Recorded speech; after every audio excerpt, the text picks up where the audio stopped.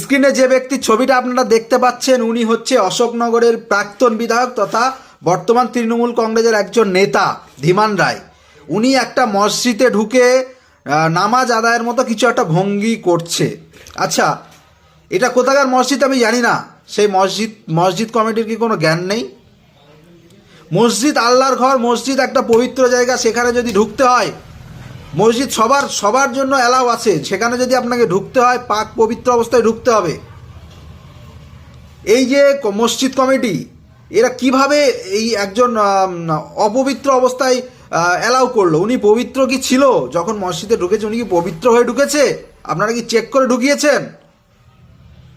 যেখানকার মসজিদ সেই জায়গার গ্রামবাসীদের উচিত অবিলম্বে এই মসজিদ কমিটিকে বহিষ্কার করতে হবে।